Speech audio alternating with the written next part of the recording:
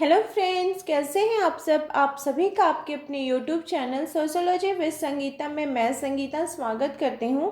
और आज के क्लास में हम लोग डिस्कस करेंगे अपराध के अंतर्गत श्वेत वसन अपराध के संदर्भ में। इसके पहले हम लोगों ने अपराध तथा पैरोल के संदर्भ में देखा था, उसके बीच जो डिफ्रेंशिएट है उसको देखा था, जिसका कि लिंक मैं डिस्क्रिप्शन बॉक्स में दे दूंगी। आप लोग उसको जाकर एक बार जरूर से देख लीजिएगा। और ये जो क्लास है ये यूपी टेट में इसका तो विशेष आपका सिलेबस दिया ही गया है। साथ ही साथ ये आपको राजस्थान सेट, एमपी टेट और आपका जो यूजीसी नेट है उसके एग्जाम के लिए भी आपको हेल्पफुल रहेगा। तो अपराध कैटेगरी के अंतर्गत ही हम लोग को वाइट कॉलर क्राइम के संदर्भ में पढ़ना होगा। और मैं आप लोगों से एक बात बोलना चाहती हूँ कि आप लोग क्लासेस को देखते हैं लेकिन आप लोग सब्सक्राइब नहीं करते हैं। जो अनसब्सक्राइब्ड लोगों का जो परसेंटेज है वो ज़्यादा है और सब्सक्राइब किए हुए कम है। तो ऐसा क्यों? मैं तो आप लोगों को फ्री में क्लास प्रोवाइड कर रही हूँ, तो आप लोग को सब्सक्राइब करना चाहिए, लाइक करना चाहिए वीडियो को। आपके सब्सक्राइब, आपके लाइक मेरे लिए मोटिवेशन का काम करते हैं कि मैं आप लोगों तक और बेहतर क्लास को लेकर आ सकूं और बेहतर ढंग से आप लोगों के पास आऊं। देखिए, मैंने आप लोगों को एक वीडियो में, प्रीवियस वीडियो में बताया था कि अगर आप लोग 30 डेज चैलेंज मेरे साथ करना चाहते हैं सोशोलॉजी में, कि हर डे हम लोग कौन कौन सा टॉपिक को कवर करेंगे, तो आप लोग मुझे कमेंट करके बताएं। लेकिन आप लोगों का कमेंट नहीं आया, तो मुझे लगता है कि आप लोग उसमें इंटरेस्टेड नहीं है। ठीक है, लेकिन मेरी जो कोशिश है, मेरा जो एम है आप लोगों तो क्लास प्रोवाइड करना, मैं तो उसको प्रोवाइड करूँगी ही। लेकिन अगर आप मेरे साथ नहीं तैयारी करना चाहते हैं तो फिर मैं उसमें क्या ही कर सकती हूँ। तो चलिए, ज़्यादा बातें नहीं करते हुए हम लोग अपने क्लास को करेंगे। और आज के क्लास में हम लोग वाइट कॉलर क्राइम का अर्थ, परिभाषा, उसकी विशेषता, उसके कारण तथा उसके समाधान के उपाय देखेंगे। ये क्लास आप लोग के लिए हेल्पफुल है, इसलिए लास्ट तक देखें। और अगर आपके कोई भी क्वेरीज है तो मुझे कमेंट करके बताएं, तथा अगर आप चाहते हैं मेरे साथ स्ट्रेटजी शेयर करना, अपना प्रिपरेशन करना, तो वो भी मुझे बताएं। आपको नहीं बताने से तो मैं नहीं समझ पाऊँगी, क्योंकि आपके और मेरे बीच जो रिलेशन वो कमेंट का माध्यम ही है। और लाइक करने के लिए इसलिए बोला जाता है कि लाइक करने से क्या होता है कि जो क्लास है उन स्टूडेंट्स तक पहुंच पाते हैं जिनके पास इस क्लास को पहुंचना चाहिए। तो चलिए स्टार्ट करते हैं। हम लोग क्या देखते हैं कि श्वेत वसन अपराध। तो श्वेत वसन अपराध किसे कहा जाता है? तो ये बेसिकली वैसा अपराध होता है जो उच्च वर्ग के लोग होते हैं, उच्च वर्ग के जो व्यक्ति होते हैं उनके द्वारा अपराध किया जाता है। क्यों किया जाता है? कि उनके पास तो कोई धन की कमी नहीं होती है और वो अपना धन के आड़ में, अपने पैसे के आड़ में इस प्रकार के अपराध को करते हैं। तो इस कैटेगरी के लोगों के अंतर्गत बड़े बड़े आपके ऑफिसर आएंगे, बड़े बड़े राजनेता आएंगे, पुलिस आएंगे। मतलब आप देखिएगा कि जैसे अगर आपको आधार कार्ड ही बनाना है तो आधार कार्ड जहाँ फ्री का माध्यम है कि फ्री से आप लोग को आधार कार्ड बनाया जाएगा, तो उसको अगर आप जाकर ब्लॉक लेवल पे बनाइएगा तो आपके लिए फिर वो क्या करते हैं, थोड़ा पैसे का डिमांड करते हैं। तो ये तो कोई सब कुछ जानते हैं कि पैसे लेकर ही बनाएगा, लेकिन ये क्या है, एक प्रकार का श्वेत वसन अपराध के अंतर्गत आ गया, जिसको घूसखोरी भी हम बोल सकते हैं, कि बिना लिए कोई काम अभी होता ही नहीं है सरकारी डिपार्टमेंट में। श्वेत वसन अपराध की अगर विशेषताओं की बात करें तो इसकी प्रमुख विशेषताएं निम्नलिखित हैं। श्वेत वसन अपराध जो है ये उच्च एवं सम्मानित सामाजिक व आर्थिक वर्ग के सदस्यों के द्वारा किया जाता है, जो व्यवसाय के कार्यकाल में अपने अनेक जो अपराधी कानून है उनका उल्लंघन करते हुए उस कार्य को करते हैं। श्वेत वसन अपराधी इतने सम्मानित होते हैं कि इन पर सामान्यतः मुकदमा नहीं चलाया जाता है। यदि अगर चलाया जाए भी तो फौजदारी अदालत के स्थान पर दीवानी अदालत में इन पर मुकदमा जो है वो चलाया जाता है। और इसमें क्या होता है, थोड़े से वो अपना जुर्माना देकर अपराध से वे मुक्त हो जाते हैं। और उच्च स्थिति के कारण उनके जो स्टेटस है वो ऊंचा होता है, उनका सोसाइटी के अंतर्गत बहुत ज़्यादा प्रभाव होता है, जिसके कारण क्या होता है कि उनके विरुद्ध कोई कानून पारित होता भी नहीं है और वे अदालत में जाकर भी एकदम निष्पक्ष निकल जाते हैं, उनको ऊपर कोई भी मुकदमा नहीं हमें देखने को मिलता है। श्वेत वसन जो अपराधी होते हैं वो समाज सेवा व जन कल्याण में विशेष रुचि दर्शाते हैं। वो ऐसा दिखाएंगे कि वो समाज के लिए बहुत ही ज़्यादा काम कर रहे हैं। और वैसे लोग क्या करते हैं कि जो बड़े बड़े संस्थाएं होते हैं, जो एनजीओ होते हैं, जो सोसाइटी के लिए काम करते हैं, उनको क्या करते हैं कि वे कुछ धन या कुछ चंदा देकर लोगों का क्या करते हैं, मुंह बंद कर देते हैं। और इस प्रकार के जो अपराध की प्रकृति होती है वो मुख्यतः कैसी होती है, आर्थिक होती है। ये उच्च वर्गीय सदस्यों के व्यवसाय का एक अंग होता है और उनका उद्देश्य क्या होता है कि आपका अनकॉन्शियस तरीके से, मतलब अवैधानिक तरीके से क्या करना, प्रॉफिट कमाना, कैसे भी वे लाभ लाभ चाहते हैं, प्रॉफिट चाहते हैं। श्वेत वसन अपराध में विश्वासघात किया जाता है। श्वेत वसन अपराधी प्रभावशाली लोग ही होते हैं और ये राजनीतिक क्षेत्र में भी इनका बहुत ही ज़्यादा हमें दखल देखने को मिलता है। बड़े बड़े अफसर, नेता होते हैं, जज होते हैं, तो इनकी तक भी उनकी क्या होती है, बहुत ही ज़्यादा पहुंच हमें देखने को मिलती है। तो श्वेत वसन अपराध का यानी व्हाइट कॉलर क्राइम का काउज क्या है? तो श्वेत वसन अपराध के लिए अनेक कारण जो होते हैं वो उत्तरदायी हैं। ये हर समाज में एक जैसा नहीं होता है। समाज के सांस्कृतिक प्रतिमान के अनुसार जो श्वेत वसन अपराध के कारण होते हैं, इसमें हम लोग कुछ कारण देखते हैं। तो सबसे पहला क्या हमें देखने को मिलता है कि जो लापरवाही व अज्ञानता सेठ साहूकार बड़े चतुर होते हैं।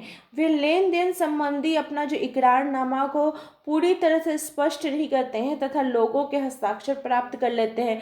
और अधिकांश लोग क्या होते हैं, सहज विश्वासी होते हैं और वे क्या करते हैं, ठगे जाते हैं।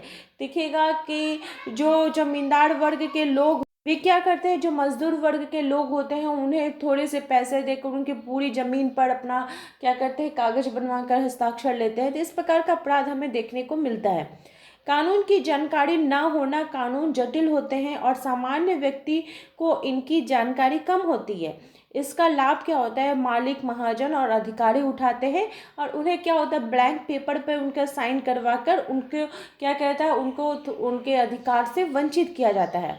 व्यापारिक विज्ञापन, व्यापार में विज्ञापन का बहुत ही ज़्यादा महत्व हमें देखने को मिलता है। इसमें झूठे व नकली विज्ञापन की भरमार हमें देखने को मिलेगी, जिनके शिकार क्या होते हैं, भोले भाले लोग हो जाते हैं। इसमें बोगस कंपनी के शेयर, झूठे एजेंटों के जाल, व्यापारिक द्वारा अग्रिम धन वसूलना, ये सब क्या होता है, श्वेत वसन अपराध की कैटेगरी के अंतर्गत आता है। हम क्या देखते हैं कि कानून की जो जटिलता है वो आम लोगों तक नहीं उसकी समझ रहती है, जिसके कारण जो सफ़ेदपोश अपराधी हैं होते हैं वे इसका बहुत ही अधिक लाभ उठाते हैं और वे कानून के शिकंजे से बच जाते हैं। और सामान्य व्यक्ति इन कानून को समझता नहीं है और वो लोगों की चतुराई का शिकार हो जाता है। व्यापार संबंधी नैतिकता, व्यापार के क्षेत्र में नैतिकता व ईमानदारी का स्तर जो होता है वो नीचे रहता है। जैसे जैसे लाभ कमाना व्यापारियों का मुख्य उद्देश्य बन जाता है। जो धनी वर्ग के लोग होते हैं उनका समाज में इतना सम्मान होता है, उनका पास इतने धन होते हैं कि वो जैसे चाहे उस धन से अपना रोजगार कर सकते हैं। वो समाज में सम्मानित व्यक्ति होते हैं, इसलिए पैसे कमाने की एक बहुत बड़ी होड़ उनके बीच मौजूद रहती है। और वो होड़ कैसे करेंगे, तो वो अनुचित ढंग से, अन्यायपूर्ण तरीके से, अवैधानिक पूर्ण कार्य करके वे चाहते हैं कि कैसे हम उन अधिक से अधिक धन कमाएं तथा कानून का जो झमेला है उससे भी हम बच जाएं। श्वेत वसन अपराध के अगर प्रमुख स्वरूप की बात करें, किसे किसे हम व्हाइट कॉलर क्राइम कैटेगरी के अंतर्गत रखेंगे, तो सबसे पहला जो आ जाएगा जालसाजी, जिसे फ्रॉड बोला जाता है। सदरलैंड ने श्वेत वसन अपराध का प्रमुख स्वरूप विकसित किया था। अगर आपसे क्वेश्चन पूछा जाए कि ये जो श्वेत वसन अपराध है इसकी परिभाषा किनके द्वारा दी गई है, तो सदरलैंड महोदय जी के द्वारा दी गई है।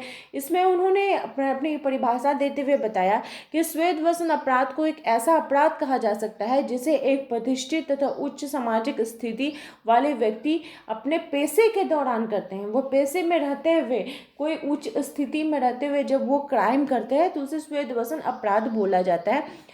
ये लेख उन्होंने किसमें दी थी, व्हाइट कॉलर क्रिमिनलिटी में, जो कि 1940 में आई थी। और इस बुक की रचना और उनका जो बुक था श्वेत वसन अपराध के संदर्भ में, crime and business is white collar crime 1945 में, और व्हाइट कॉलर क्राइम 1949 में आई थी। इस तीनों चीज़ को आप लोग याद रखिएगा, ये आपके लिए इम्पॉर्टेंट है। फिर सेकंड है चोर बाजारी एवं मुनाफाखोरी।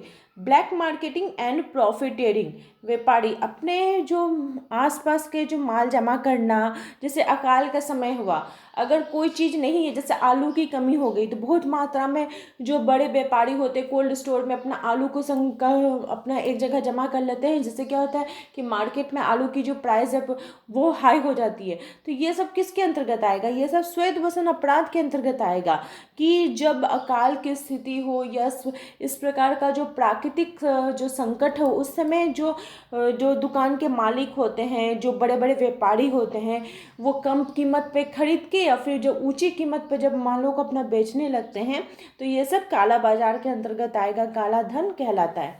फिर तीसरा है तस्करी, जिसे स्मगलिंग बोला जाता है। वर्तमान समय में तस्करी एक ऐसा अपराध है जो समाज के अति प्रतिष्ठित तथा संपन्न व्यक्ति द्वारा किया जाता है।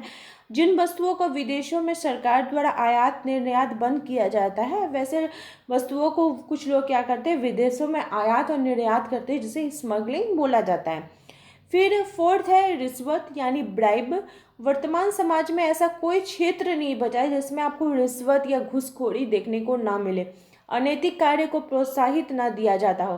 पुलिस विभाग से लेकर आपको विद्युत विभाग, दूरसंचार विभाग, ऐसे कितने भी सरकारी विभाग है, उसमें आपको देखने को मिलेगा है कि बिना रिश्वत लिए हुए कोई भी काम नहीं करते हैं। फिर है फिफ्थ विश्वासघात तथा षड्यंत्र यानी बेट्रयल या कॉन्स्पिरेसी। आपका जो श्वेत वसन अपराध के अंतर्गत अनेक विश्वासघात तथा षड्यंत्र किए जाते हैं जो कानून की पकड़ से काफ़ी दूर होते हैं। इसके अंतर्गत अग्रलिखित अपराधों को शामिल किया जाता है। सरकार की गुप्त बातों को किसी दूसरे के सामने प्रकट कर देना, ये सब क्या है, विश्वासघात है, कि अपने देश से, अपने देश के लोगों के प्रति जो विश्वासघात किया जाए, झूठी गवाही दे देना, कोई राजनीतिक कोई व्यक्ति हैं उनकी हत्या करवा देना, अस्पताल में जो नवजात शिशु होते हैं उनकी चोरी थी, ये सब किसके अंतर्गत आ जाएगा, विश्वासघात और षड्यंत्र के अंतर्गत हमें देखने को मिलेगा। और भारत में अगर बात की जाए श्वेत वसन अपराध की समस्या के संदर्भ में, तो भारत में विभिन्न क्षेत्रों में हमें श्वेत वसन अपराध की समस्या को देखने को मिलता है। व्यापार के क्षेत्र में अगर बात की जाए तो व्यापार एवं पूंजीपति वर्ग अत्यधिक धन और कमाने के लालच में आपको इस प्रकार के अपराध करते हैं। अभी देखिएगा कि ऐसा पॉलिसी बन गया है कि सोसाइटी के अंतर्गत जो चीज़, जो लोगों से टैक्स लेकर, आम व्यक्तियों से टैक्स लेकर वो सरकार इस देश की रक्षा के लिए, इस देश को उन्नति करने के लिए कार्य किए जाते हैं, जैसे हॉस्पिटल हो गया, रोड हो गया, आपका जो तालाब बन रहा है, पोखर बन रहा है, तो ये सब चीज़ बनने में बहुत ही बड़ी मात्रा में घूस देना पड़ता है। बिना घूस के कहीं भी कोई भी काम हमें देखने को नहीं मिलता है।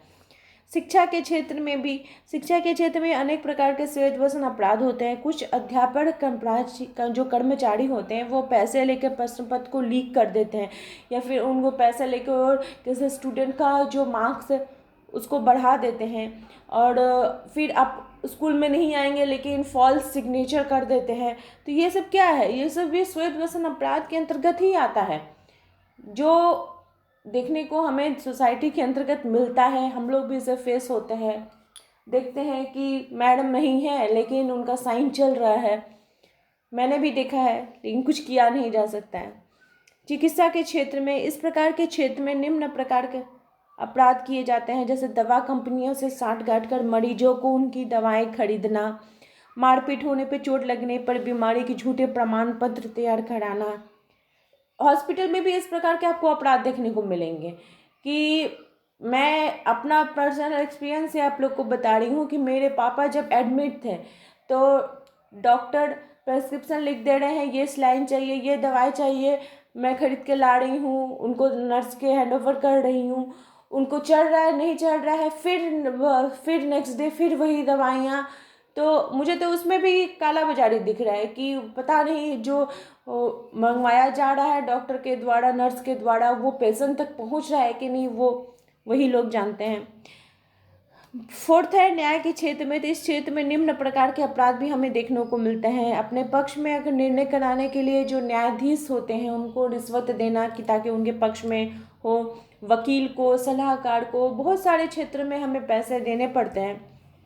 सरकारी क्षेत्र की बात की जाए तो अनेक सरकारी कर्मचारी रिश्वत लेकर ठेका दिलाने, जुआ खेलने, वेश्यावृत्ति, शराब बिक्री करने का, तो ये सब जो काम है, अनैतिक काम है, वो क्यों हो रहे हैं, वे श्वेत व्यसन अपराध के अंतर्गत ही हमें देखने को मिल रहे हैं।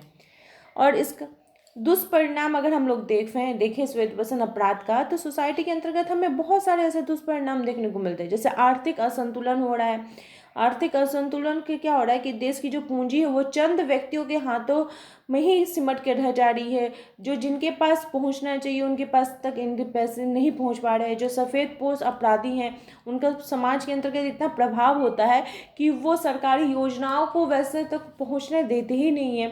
फिर जो राजस्व है उसमें हानि हो रही है।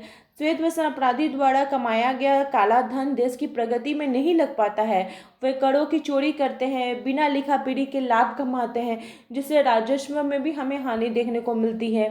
श्वेत व्यसन अपराध के अंतर्गत देशद्रोह की भावना भी हमें देखने को मिलती है कि लाभ के लिए, अपना लाभ के लिए वे देश के हितों को कोई महत्व देते नहीं है।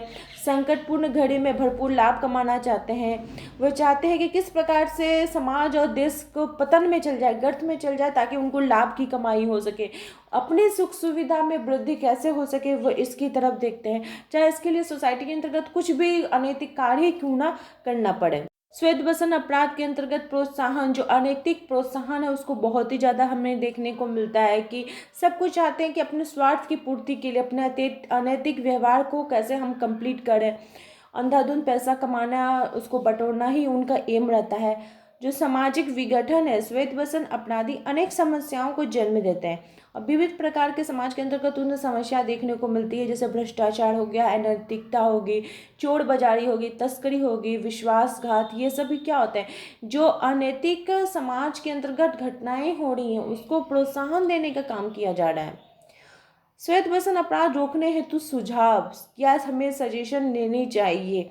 तो श्वेत व्यसन अपराध को रोकने हेतु निम्नलिखित सुझाव दिए जा सकते हैं।